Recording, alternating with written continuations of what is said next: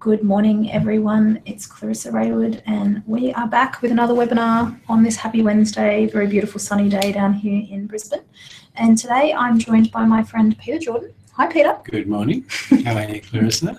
I'm really good, but I'm missing my other friend, Anne-Marie. So Anne-Marie today, sadly, is listening from home, and I'm hoping that she's going to talk to us online as we go, because she's managing the joys of being a parent and sick kids, which we all get to do from time to time. That's more important than it is more important, but I'm not sure it's more enjoyable. I think it's one of those days where you sort of wish that you weren't the person that had to stay home.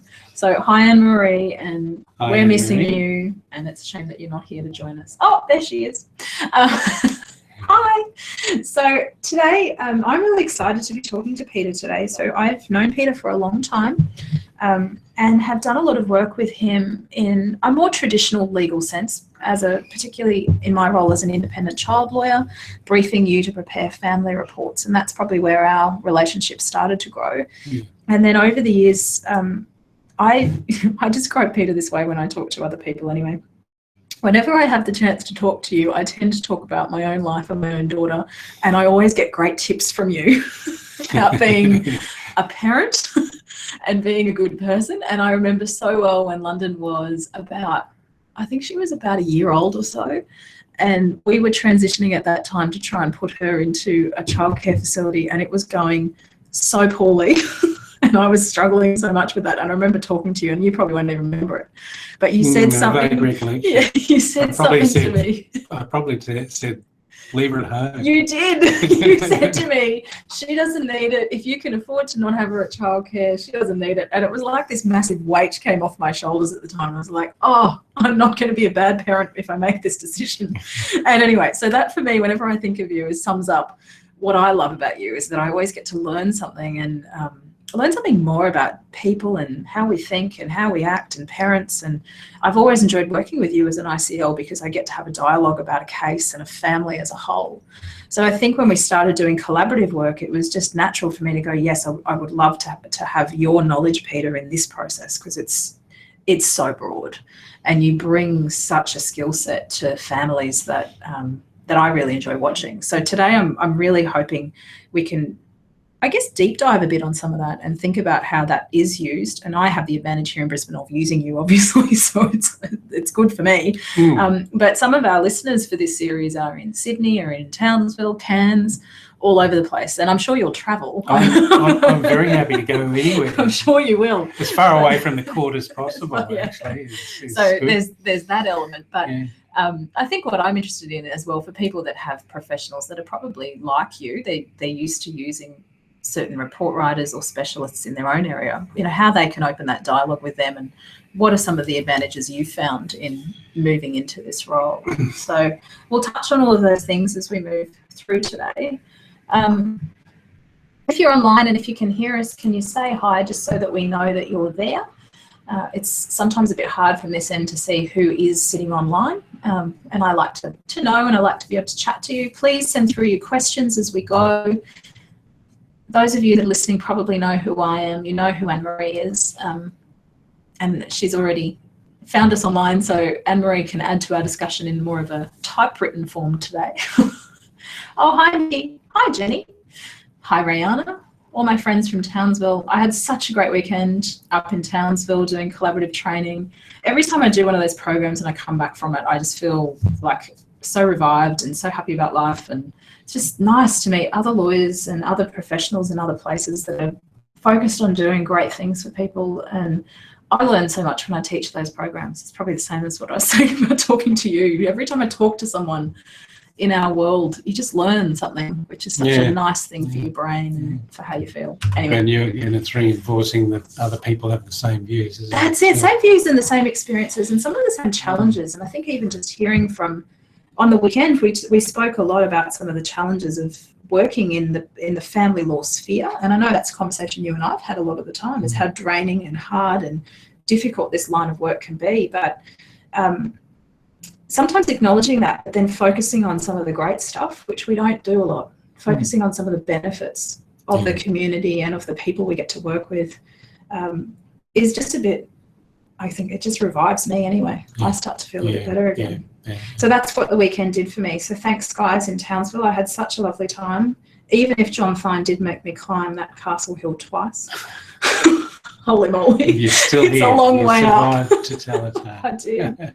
So just for those that don't know you, Peter, can you tell us a little bit more about your background, who you are and where you are at now in terms of the work that you're doing? Okay, so in terms of background with family law, well, prior to family law, I was a psychologist in private practice and ended up getting into what's commonly referred to as medico-legal work, and that involved writing reports for the court. And from there, I ended up writing reports for the family court. And my background earlier than that had been lengthy periods of time working with children in schools, and that kind of translated easily into working in the family law context, because I had extensive background in counselling kids, assessing kids, working with families and parents, running parenting programs, and I was involved in the formulation stages of the Triple P program in Brisbane, and setting that up through the education system with the assistance of Matt Sanders, who developed Triple P. So that also was a good background for me to sort of enter into the family law sphere, because these days just about everybody who's involved in the family law process is also doing one of the Triple P programs, so I can sort of readily understand the things that they're learning about and recommend those programs to them too. Yeah. So that's kind of briefly my background, and then from writing reports, as Clarissa was saying, copious numbers of reports and seeing many cases of people separating and the difficulties that they endured and coped with and not coped with over many years. It was a good stepping stone for me when collaborative law came along, because, as you said, we as professionals tend to get burnt out sometimes with some of this stuff and get focused on the court process and the negativity that arises through the court process. Collaborative law is so much more positive in terms of supporting people and the assistance that you can give them in the early stage of their separation process, so that they can avoid a lot of the negativity that's associated with those more adversarial processes within the court system. Yeah. And I think one of the conversations I remember you and I having when you were first doing the training, and you were I think you and I were talking about the life transition you were hoping to make at that time, which was, Clarissa, I'm keeping 2 or 3 days a week free. I'm not doing reports on those days, and I'm available to do this work. It was that positive announcement, here I am and I'm going to do it. And I know you've really started to build a child inclusive mediation practice, which largely is very similar to the skill set that we're talking about today in terms of collaborative. But with reports, you and I were having conversations about family reports, which are obviously utilised very heavily in the court process for good reason. They're a very useful document. But the challenge for you as a professional that you described to me is that you write that report, you give some recommendations, and then you can't then help to solve the problem. And you don't know what then happens until you're potentially cross-examined about it or whatever it might be. And this line of work was opening up a whole new way for you to be able to be a part of that actual solution, rather than the report, which tends to be quite judgmental of people. Yeah, or they're not always meant to be, but they can be. And the essential difference is that one's a forensic process, and as such, a family report's a piece of evidence for the court. So there's no room for niceties within it. Whereas the collaborative process is about supporting people. There's no getting away from the fact that once you're in court, it's adversarial. Yeah. There are winners and losers, and despite the fact that the court tries very hard not to look at it that way, people, once they're in the process, are very much adversarial, and the report's used for adversarial purposes. Yeah. Not so much by the person who writes it, but by the people who read it. Very true. And their team of lawyers. We're very good at that. Yeah, exactly. So it's a breath of fresh air to get into the collaborative process where you're helping people from the outset of their separation. I suppose you're dealing with a different client group in that you're dealing with people who are prepared from the outset not to go to court, which is part of the deal with collaborative law.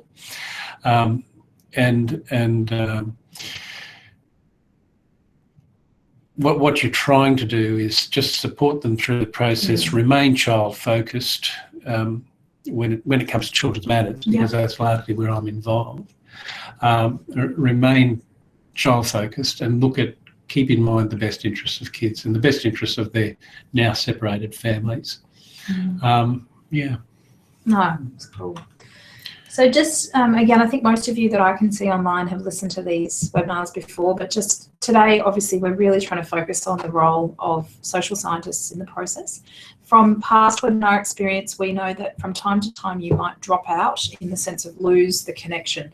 If that happens, it's because you're doing too much multitasking on your computer and you need to shut down your inbox and all of those other programs that you're probably playing with right now, and just have this running, because the webinar is downloading constantly and therefore chewing up a lot of power and data. So it's a good excuse to do one thing at a time. The guys in my office this morning went to a mindfulness and wellness breakfast that the Queensland Law Society ran, and we're talking a lot about the negative impacts of multitasking in our office lately, and I've heard from them all this morning that was the theme of today. One thing at a time, focus on one thing at a time, stop trying to do 20 things. I think when I was having that conversation with them, I was on my phone whilst they were talking and I was walking down the hall and I went, oh, okay. I wasn't listening. To stop. I wasn't listening because at the moment I'm just drinking a glass of water. You're just focusing on that. So when it comes to social scientists and collaborative, for me, it comes back to this idea that the real value in collaborative process sits in the use of a team and having different lawyers, different professionals, all on the same page, all working to solve a common problem, whatever that family needs. And there is no other legal process that delivers this. Mediation tries to, but still doesn't. And that for me is the bit that I love and excites me about collaborative, is that you can bring in different people, that Anne-Marie and I can work in completely separate offices, and yet in this sort of work, you literally get to be people on the same team, sharing our knowledge, bringing our different skill sets. And then we can obviously bring in someone like yourself, and it just opens up a whole new bag of tricks in terms of actually solving problems. So when I think about it, and I think the more work you and I do together, there is just so much you bring. It's almost impossible for me to describe it in the next 10 seconds. And you and I, prior to this conversation today, I was talking to you about my theme with teams and my theme with experts, which is to describe to Peter the case that I might have, the people as I know them, and then ask him what he thinks he could bring to that situation, rather than always having to have this is the model, this is what we do, this is your task, and this is your job. Like having a very bespoke and organic process that brings all of the experts in and treats us all as equals and lets everyone be a part of that solution with whatever skills they need. Because it is organic, isn't it? Like you come into a matter at the beginning and we think we're bringing you in to do a particular thing. And then 2 meetings down, we think, oh, this is now something very different. Yeah, it's interesting. The brief you receive when you first come into a collaborative matter might be that maybe you've got a concern about the way the parties are communicating, for example, and you want an expert to come in and assist in that process, or you've got a concern about you want some information about where their kids might be developmentally, and guidance around what's going to be the best kind of parenting arrangement.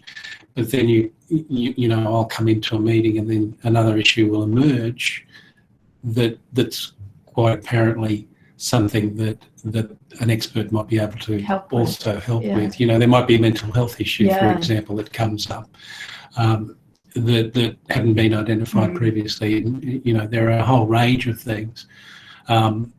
or you might not have identified the communication issue, but it becomes painfully obvious that there is one, and you can help deal with that at times, or a developmental problem that you hadn't been aware of. So I think that there are certainly, when you first come into the process, you really don't know. That's right. Sorts of range of issues that are going to come out. And you need to be flexible, don't you? Yeah. You need to, but working together, and that concept of the combined value of all of the people. I mean, we get described the role of experts, but really everybody in the team is an expert. That's right.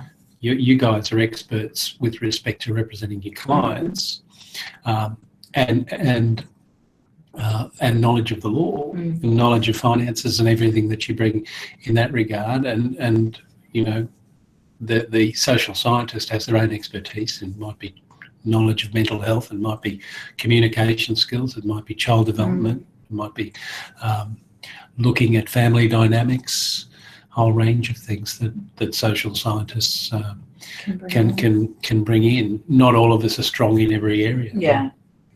Anne-Marie's just made a comment as you were talking, Peter, which is, although prepared not to go to court, collaborative parties are frequently still keen to be right and critical of the other. Those are the cases where an expert like Peter is so valuable. What are some things practitioners can say to encourage parties to embrace what a Peter can do? Good question. Why are you on typing? Now you need to answer your own question, Anne-Marie. What are some of the things? The way I've described it, and Peter and I are working on a matter together at the moment, but I remember having this discussion with the parties in that particular matter, which was, you guys they had some real issues with a child, and I think that's what opened up the door for myself and Hayley Cunningham to say, we need some help with this. We've got a child that was suffering herself from some very serious mental health challenges that were being described to us, and I think Hayley and I both went, we don't have the knowledge base to understand enough about what this means to work out whether it is this serious or whether it's not. Is it one person that says it is and the other person is correct in saying it's not? We don't know. And it was an easy in for us to have a conversation with our clients around, let's bring in an expert on these sorts of issues to help us best understand what your daughter needs, how you two can facilitate that, all of those things. And as I recall, that might have been your immediate brief, but then of course it's evolved into something so much broader in terms of the assistance that you've been able to give that family. In response to Anne-Marie's question, though, I must say those particular clients are very warm people that are open to feedback and advice and do want the overall best for each other. They do still have moments of one needing to be right and those sorts of things, as I think we all do as human beings. But they were an easy family to have a conversation with. And when I reflect upon a lot of these clients, I think most of the collaborative families that I am working with now are people that are quite deeply attuned to big things in life, to what matters to them. So I find they're the easy ins to open up a dialogue around why you would want this sort of an expert in this process. But what do you think in response to that question? What else could we as particularly lawyers be saying about bringing you guys in to the process? Look, it's the same in mediation and the child inclusive mediations that I'm involved in. And you're right, it's human nature. We tend to adopt positions about things, and we think our position is the right one. Yeah. And I think the way I always deal with that in say, whether it's a collaborative process or a mediation, is to try to bring everyone back to what the real focus is. And the real focus might be, say we're talking children, the real focus is the children and what's best for the kids. So I think that's where you can sell it to people, where they're starting to get a bit polarized, that you want to get some, say, expert advice about what's going to be in the best interest of whatever the particular issue is, whether it's kids, whether it's financial issues or whatever. It's about, okay, you've got this position, you've got that position, you want this, you want that, but what do you really want? And that's a question that can be useful to ask people. What do you really want? inevitably, that's where you'll start to get an agreement because they both want the same things. Yeah. Mm. And I think,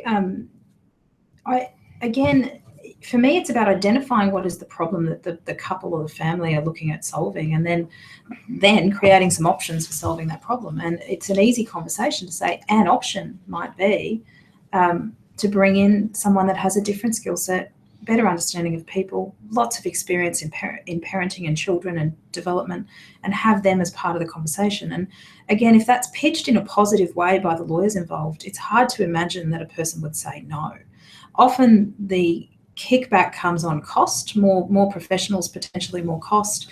And we spoke last week when we were talking about involving financial professionals, that more professionals doesn't necessarily mean more cost, because with Peter, what I've found is that he can be involved in those group meetings, and then he can do a lot of what we term offline work. So work just with the couple, separate to the legal process, outside of the group, the larger meetings. And that work seems to be the most valuable in terms of helping people move forward, because they'll often be far more relaxed when they're working one-on-one with you, or even the couple together with you. You're able to check in with them, give them tasks and tips and tricks that they can trial, and they don't necessarily need two lawyers in the room to have those sorts of dialogues.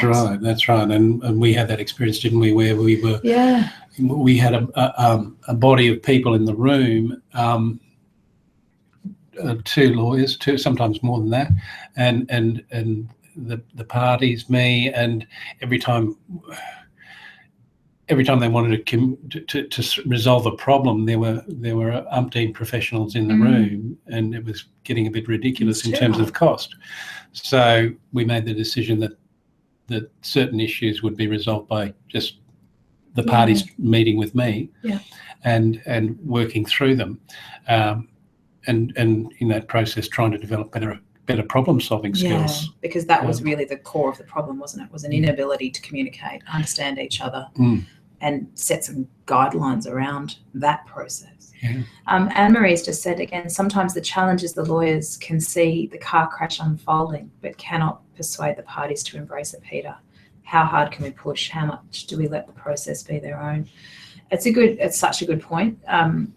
And I'll speak probably on Anne-Marie's behalf here, because we often talk about the fact that it is a client-centric and a client-driven approach. But I think at the end of the day too, the clients are engaging us, whoever we are, lawyers, social scientists, financials, for our expertise. And I think it is very powerful when you've got that expertise to be able to say to someone, Jane, I've seen situations like yours before. And what we've done previously is had someone, for example, Peter, come into a process, and I've seen a solution unfold that otherwise would not have been possible. And that's a very powerful conversation I think you can have with people once you do have that experience of, I've done this before, I know this worked and away it went. That's much harder. I know a lot of our listeners today are from Townsville, are starting out in this work. They can't say, in the last collaborative matters I've done, this was really helpful to me.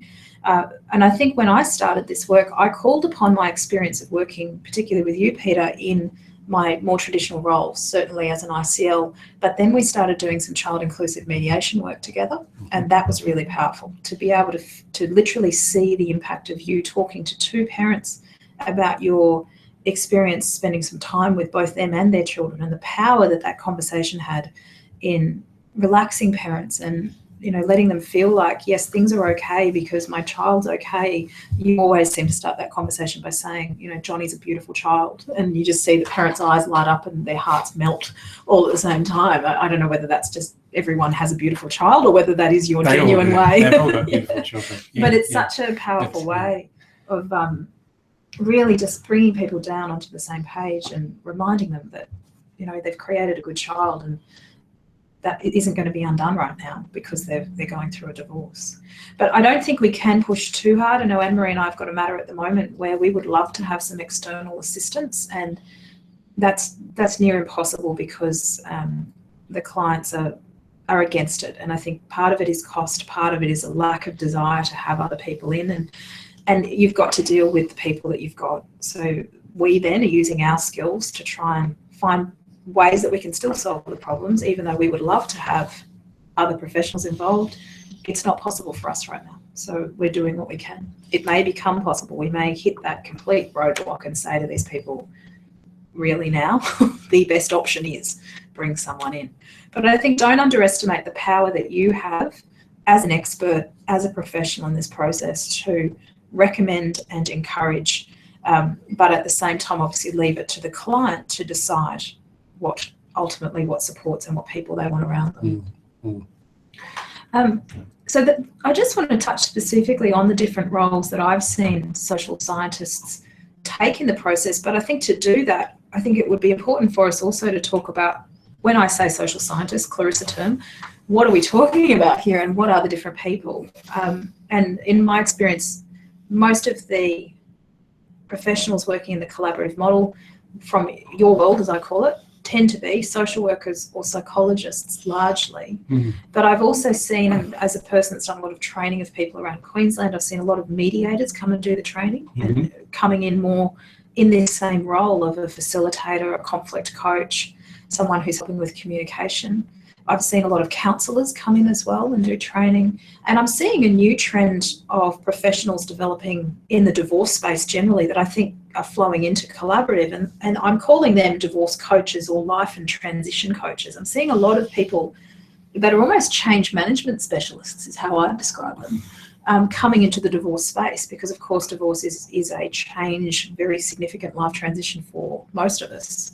And so those sorts of change management skills that people have learned in a professional career, often in big business, are being applied to this change for human beings. So I'd be interested in your comments, Peter, around what are the differences, or are there any, between, say, a social worker and a psychologist, because they're the two main professions. And there's, social workers and psychologists would be the two main ones.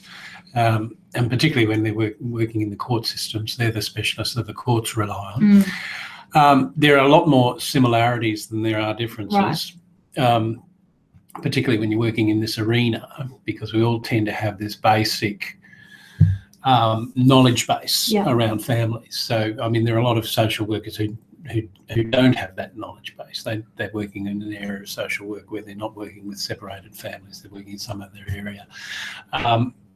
But psychologists and social workers have a sort of basic knowledge base that they each work from. I guess I can't speak so much for the expertise of the social worker on top of that, except to say, look, they tend to come from an orientation, from what I've seen, of looking at family dynamics, which is great and very valuable. But psychologists do that too. And then psychologists, their traditional expertise is in the area of either development, it might be developmental issues, or mental health, or it might be both, or it might be forensic, or it might be developmental, forensic and mental health. In your case. But so you've got to identify what's the skill set of your expert, where are they coming from? What's their orientation? And I guess, in a small place like Brisbane, we tend to know the people who are around, and we tend to know their skill sets. And people will ring me and ask me who could I get to do this, and I'll refer them to a particular person. In terms of mediators, a lot of mediators are psychologists or social workers. That's right. So they tend to have that background anyway. The divorce coaches and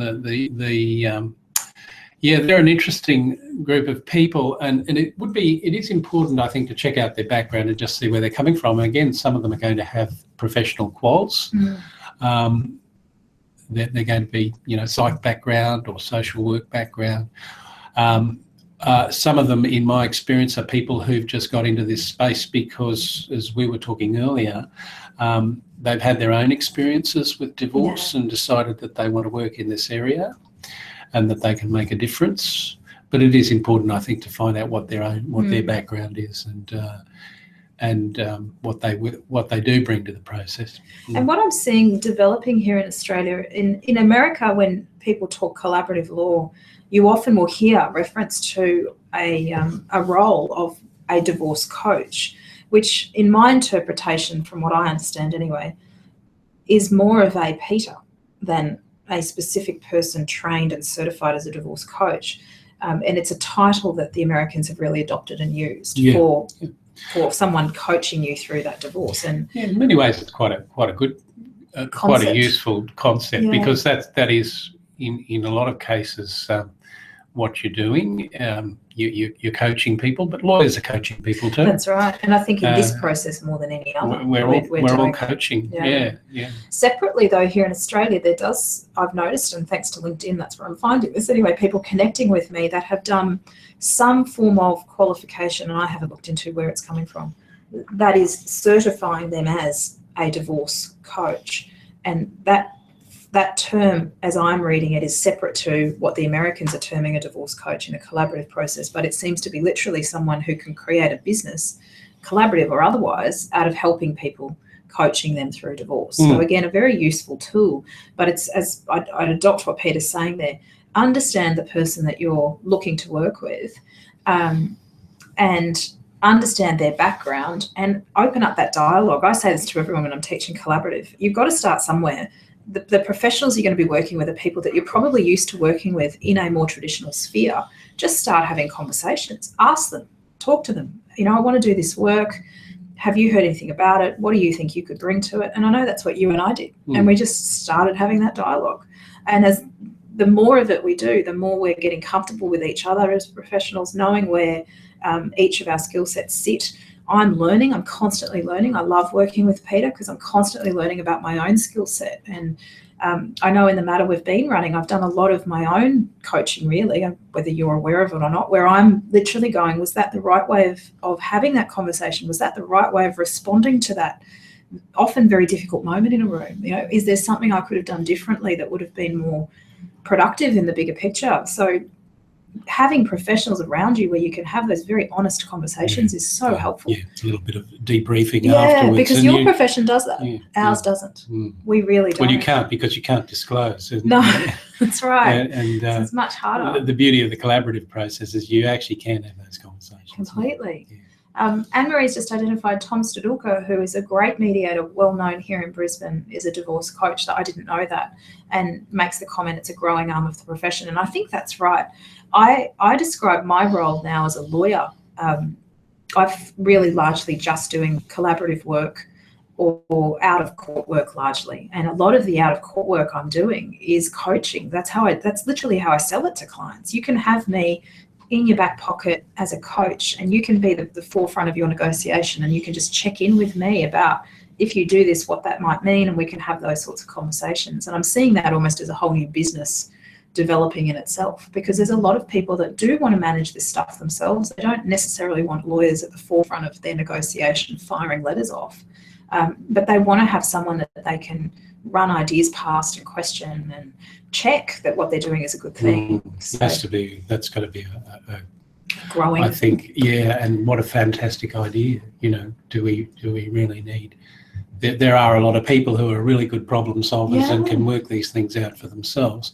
But the idea of having people with expertise available to them that they can call upon, and things like a team of people in the collaborative law process, but might be useful to a lot of people. But at the same time, recognising when people are able to get together and solve their own problems. Such a great trait. So just in terms of then, we've sort of identified the different professional expertise that people will often bring into the room, but then looking at the different roles that those experts might play in a collaborative process. So we've spoken there about that coaching role, knowing that in America they do use quite frequently that term divorce coach. And my reading of literature from America suggests that is often a psychologist, and again, Americans are much more comfortable with having psychiatrists and counsellors and therapists is the word they use, particularly in their lives generally. Particularly if you live in California. Everyone has a therapist. So it's not an unusual thing that you would then have a therapist. Each client would then have a therapist in a collaborative process. That's quite normal. That doesn't seem to have been quite as well accepted in Australian culture. The notion of having a therapist, I find anyway, is perceived more as a weakness than a strength. And so we're seeing different terms arising to describe your role in this process, and I'm yet to find a term that I love. So it tends to change depending on who I'm working with. And I fall just back into using the word expert, a person with knowledge that will be helpful to us. Peter's an expert, bring him in. Don't care what you label him, let's just use him. But I'm seeing coaching, and I'm seeing that happening probably what I'll call offline. So you not necessarily in the process, but working either with both people or with one person offline, outside, supporting them, often helping them through the emotional aspects of divorce that are so readily overlooked in a legal process, getting them to understand their own grief, where they're at, how they can make decisions, when they can make decisions, when the grief's just too overwhelming and they can't. Those sorts of things is what I'm seeing in that coach role. And I'm not sure, I don't think you've had that role yet in a collaborative process, but I know you've done a lot of therapy work with people. I haven't, and it's something that I probably should do, because I think there's a great need for it. My role has been more or less, as we were talking before, taking people offline and working with them in a counselling situation. But I think there is very much a need for coaching people throughout that whole process. And sometimes the need to do that offline. The expert role, I think, is I like that, the use of the term expert rather than label. And what you're bringing in is somebody with expertise in a particular area, often in more than one area. Facilitator. I think the role of say my role. Say I'm working with you, or as we've done with Hayley. I'm not so much of a facilitator because you guys are so good at it. You don't need that. But in other situations where I've worked with lawyers who may not be their strength. They're really good at other areas, but they may not be great at that. Where I've had to step in and facilitate. And I've been the control freak that I can be at times. Never seen you be a control freak. That's hilarious. We'll do that from time. No, I do. I will do it from time to time when things are starting to look like a bit of a train wreck, and no one else is doing it. So the expert can be a facilitator, but they don't have to be. You guys as lawyers can take on that role often really well. You've got good skills in that area. So what I found is, and we were talking about this before, I think sometimes lawyers have real difficulty moving from their traditional adversarial role into the collaborative role.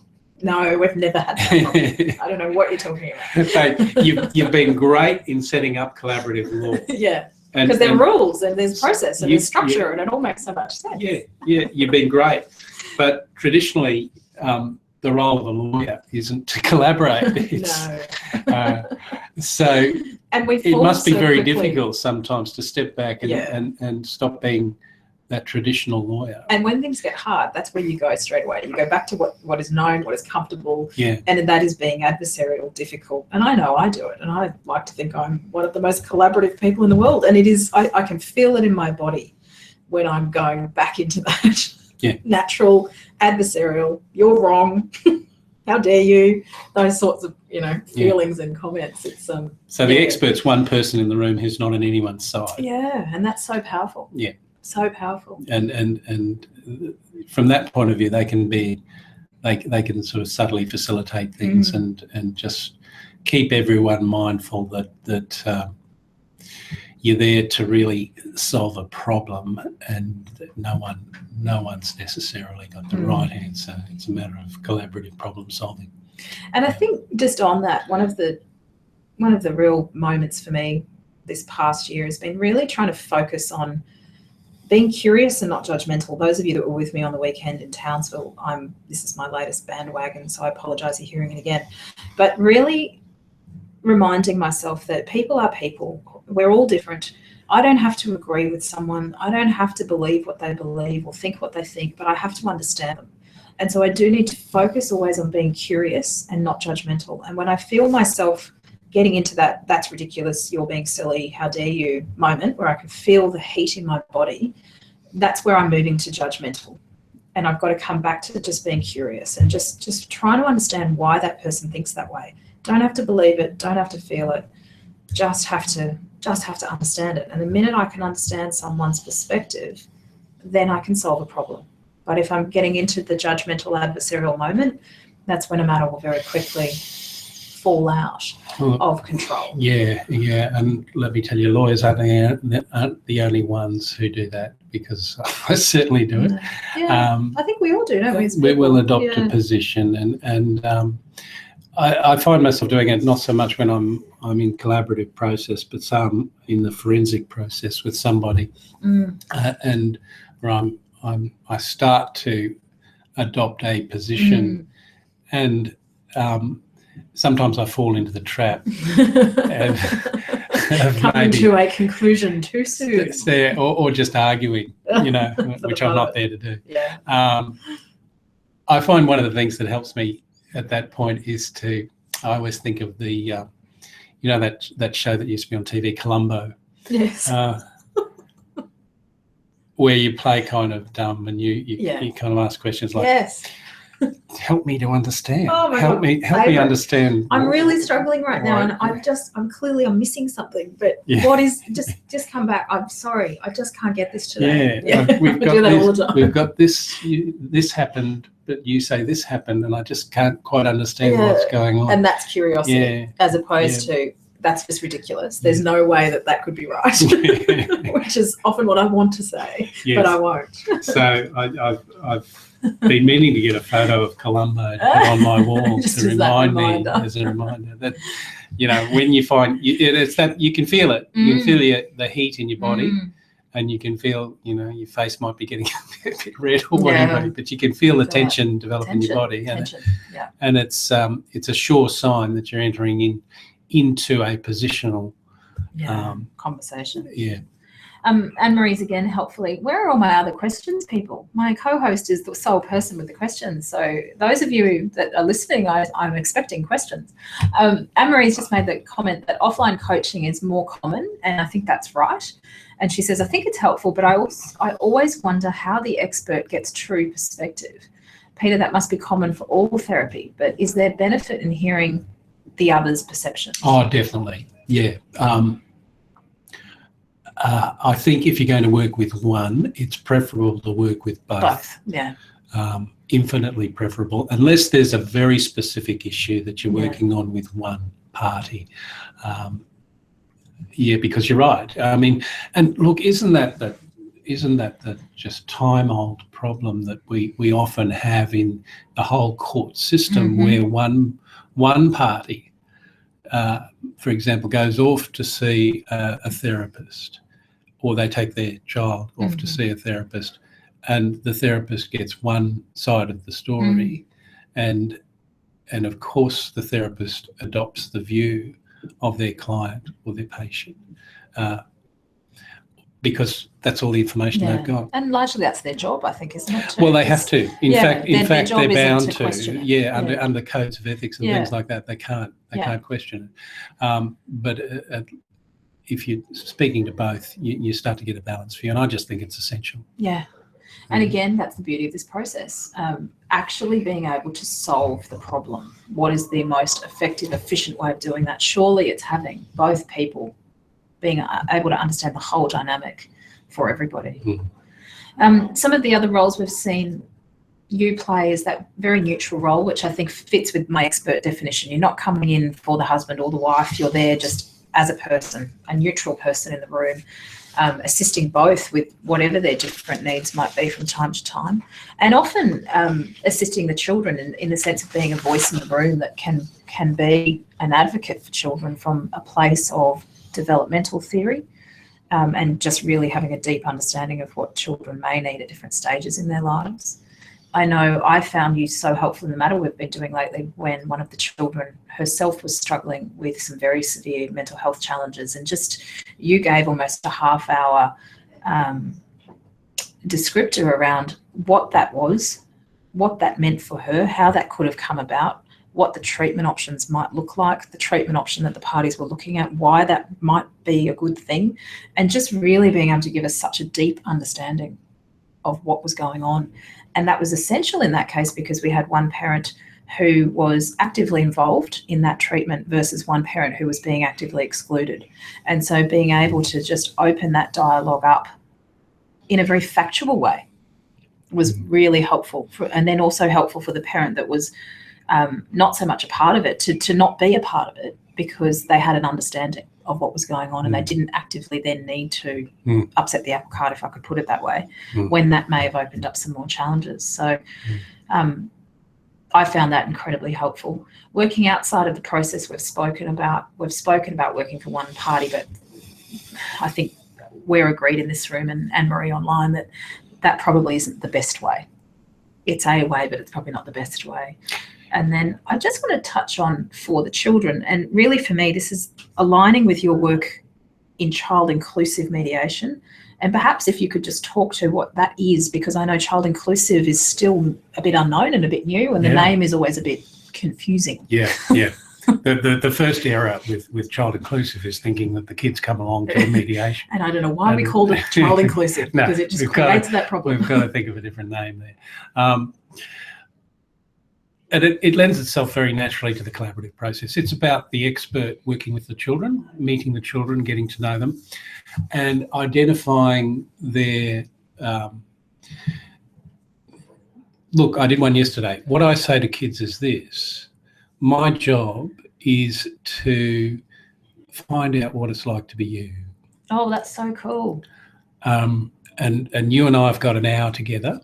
And right now, I don't know you very well, but at the end of this hour, I want to feel like I want to know what it feels like to be you. That is so cool. What a simple and beautiful way of explaining that to a child. That's cool. Yeah, and that opens it up because they think, oh wow, you're interested in me. Know me. You know, that's my job because, and you know, you explain the things like the boundaries of confidentiality and things like if you can tell me whatever you like, and you can tell me what I can and can't share with your parents, and I'm not going to tell your parents exactly what you've told me, but I am going to develop a story about you that I'm going to talk to them about, and I'm going to tell you that story after you've let me understand what it's like to be you, and if you agree with that story, that's what I'm going to tell them. Wow. And that opens up. What did she say? I'm chuckling because Anne-Marie said, is an hour enough? Is an hour enough to get to know someone's story? Of course it's not. Is an hour enough? No. There's that pragmatic. You'd be amazed, Anne-Marie, at what you can cover in an hour when you're not worried about the law.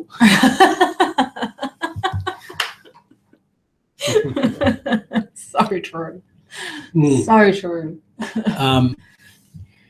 You get an enormous amount of information,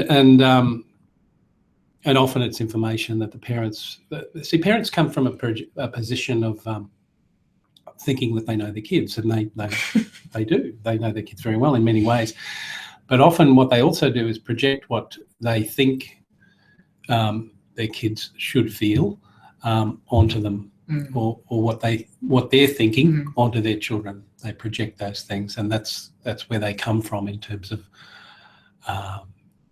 when they're trying to negotiate with the other party about how, where a kid's at. What they're really doing is saying, this is what I think. Yeah. So it can be incredibly enlightening if it's sensitively delivered to them that their child is coming from a particular place, and this is how they might be thinking and feeling. But it's also very important that they understand the developmental load that their child is carrying. And that's expert advice. That's about, look, you've got a child who's 10 years old, their tasks at the moment are these, and that's really important for their development. But at the moment, and that's a burden. Every kid at any particular stage in their life is carrying a particular burden that they have to deal with. We all do that. Yeah. My burden at the moment is getting through the next 5 years and saving enough money to retire. That's a big burden. That's a very big burden. It's getting bigger every day. But that's a different burden to a 10-year-old or a 14-year-old or a 16-year-old or a 4-year-old. So we've got to understand where they're at, and that's expert advice that a parent needs. then you give them advice on what is adding to that burden for them at the moment, and that'll inevitably relate to issues around the parental separation. What's gone on since the separation, how it came about, what were they exposed to, how are they dealing with life now, how are they moving between houses, what stresses is that placing upon them, what stresses are their parents' behaviour placing upon them. And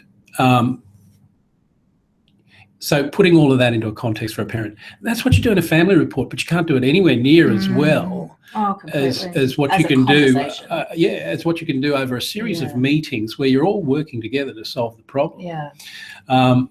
So that's incredibly important, and often that's very helpful to parents to hear that from an independent person, because ultimately, you know, they've each said something to the other about what they think's going on with their kid. But when that, and they may have heard something of what I say from the other parent too, but if they hear it from an independent person who's spent time with the kids, they're more inclined to maybe accept some of that information. I've seen you do that, what I call task explanation, many times, and I love it. And I love it because what it does for a parenting dispute, a parenting case, whether collaborative, mediation or anything, is gives a whole new set of markers for how we're then going to discuss the right parenting arrangements for children at any particular stage. Because rather than it being around 4 nights, 5 nights, 6 nights or 7 nights, it becomes about that child, their tasks right now, their developmental needs, meeting those needs. And it's just such a common sense, sensible way of approaching things that once that dialogue is opened up by you saying, you know, Frankie is 14 and their job right now is XYZ, to hang out with their friends and be delinquent and push boundaries and all this stuff. See, I've learned something. And that makes a parent who's got a teenager who's being a pain in the backside, for want of a better descriptor, who is pushing boundaries, who is hanging out with their friends more than they are themselves. It takes the weight off their shoulders too, because I think they do what I did the day you told me my decision with London was okay. They go, this is meant to be happening. This is normal. This is okay. What's normal and what's not normal. normal. And I can stop stressing about some of this, and now I can actually focus on meeting my child's needs. Because I'm yet to meet a parent in life that doesn't want to be a good parent. Even the most challenged parent still dreams and wants to be a good parent.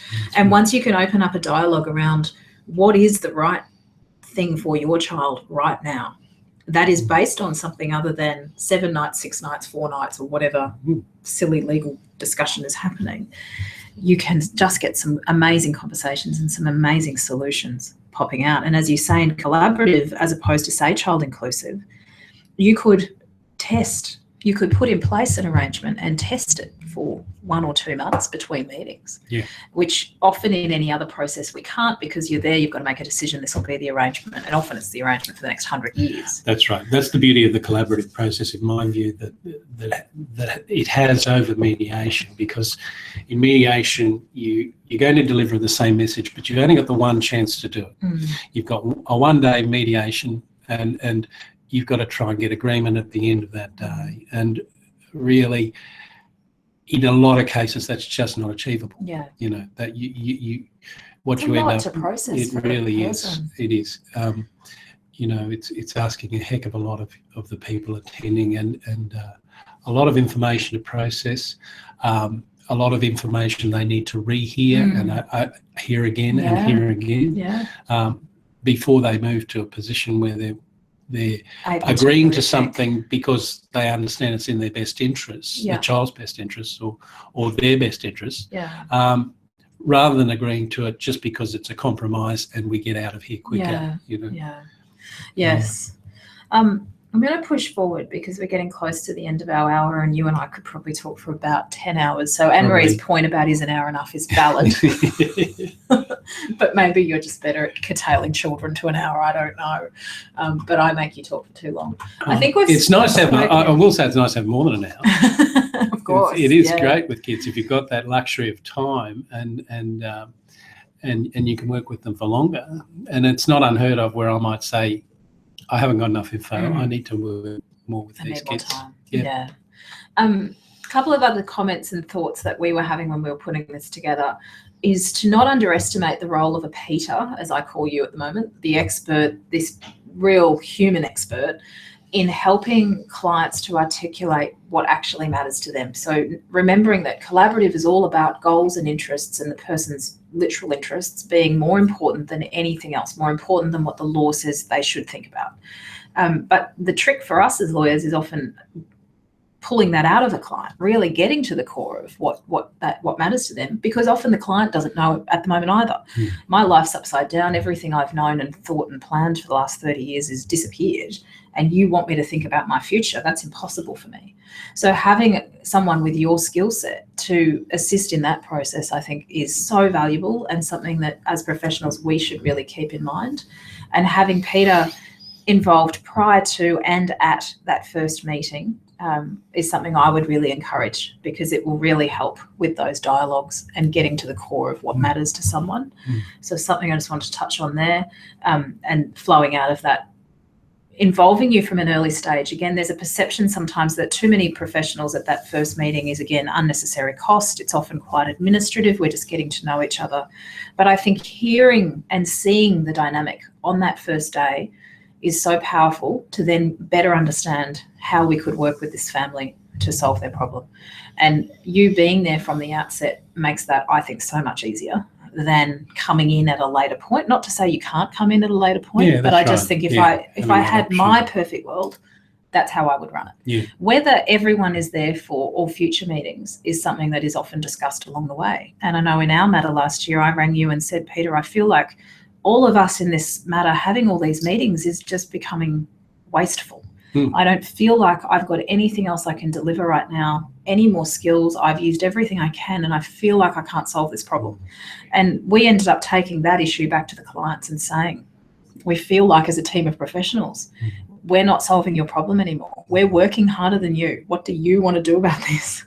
And that's when it shifted to them working with you offline or away from the lawyers. And I think that has just been a far more useful process for everybody, because we were starting to have the same conversations over and over and not necessarily getting far with them.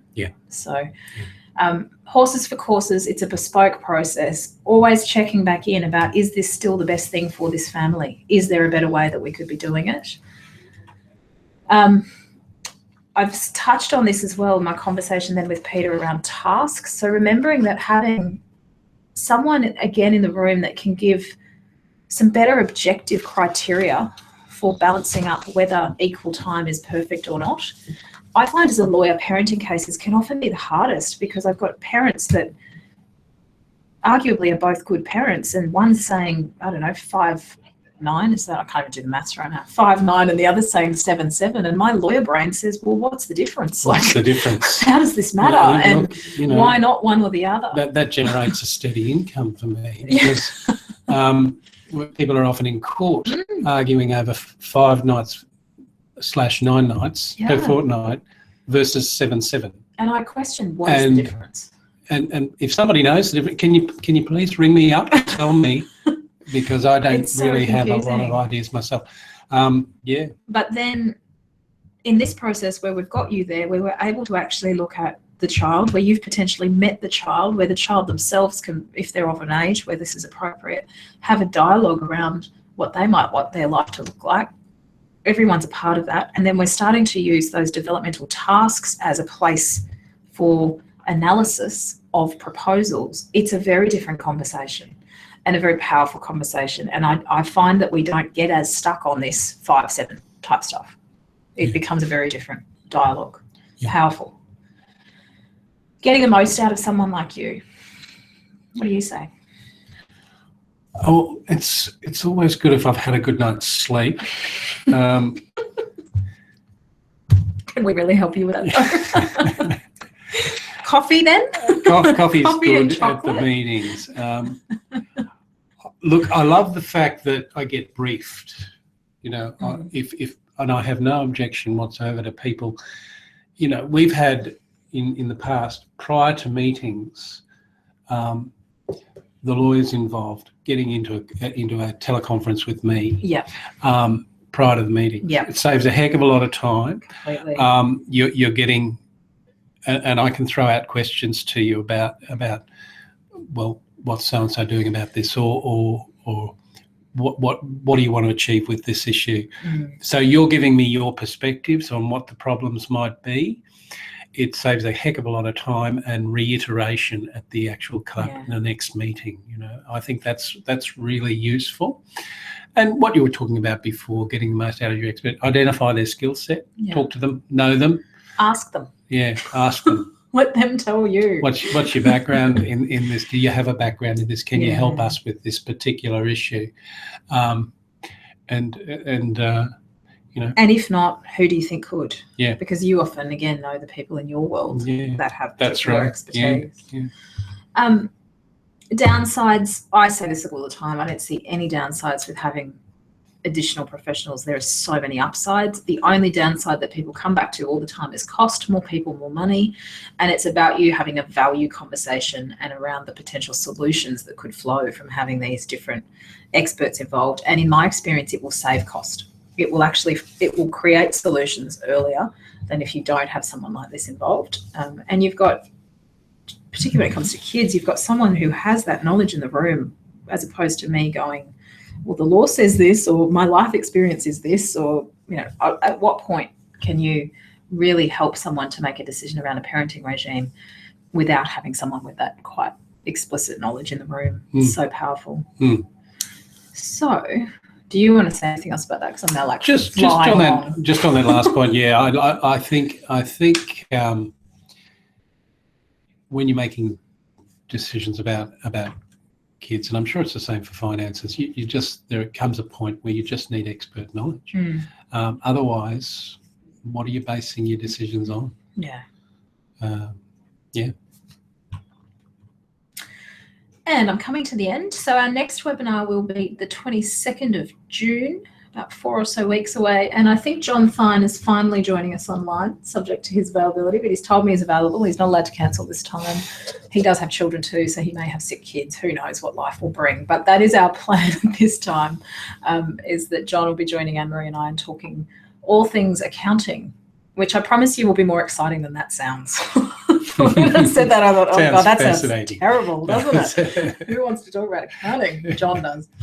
And I just wanted to share some really cool photos that I had from Townsville on the weekend. And this was a video, and sadly, I don't think I can play it, which is a real shame. But this was Team A doing the physical interpretation of collaborative practice. And if you can just bear with me and imagine that this turned into a video and they did this beautiful coming together dance. And I was going to, you know, show everybody, and some of them are online right now, but I can't, so that was helpful. But this was Team B also doing physical interpretation of collaborative, and I thought that was a photo that needed to be shared more broadly than just on my camera. But I also just wanted to say that looks just like the family court. Just like it. That's how I look every time I go up there. I had such a great time up there on the weekend. So thank you so much, guys, in Townsville. Those of you listening from other areas, we ran both the usual introductory program, but we also ran a more sort of advanced deep dive program, and Anne-Marie and I will be rolling that out in a more broad sense throughout the latter part of this year and traveling that around. And our focus was really on how do you really grow collaborative? How do you really get out there and find collaborative clients and get this stuff off the ground? Because so many people have done training, we're passionate about it, we love it, we know it's a great solution, but there's this challenge of how do I get the people? How do I convince them? So that's the workshop that I've really been running, and I think it was pretty well received up there on the weekend and sent people away with some good practical tips on how you can get out there and start really finding these clients to get this work moving along. Oh, and that was the room. It was this squash court facility that had been converted into these lecture theatres, and amazing. I just had nice photos that I decided everyone needed to see. Yeah. So, guys, thank you so much. Peter, thank you so much for your time today and sharing all of your wealth of knowledge with us. Guys listening, if you do have questions, now is your last chance to flick them through. Anne-Marie, thank you so much for all of your dialogue throughout. It's not quite the same with you not here, I must say. But I hope the kids are okay. Hope you're having a nice day at home. Everyone up north, have a lovely time. And we'll see you all online in about a month. Yep, great. Thanks, everyone. Thanks for listening to me.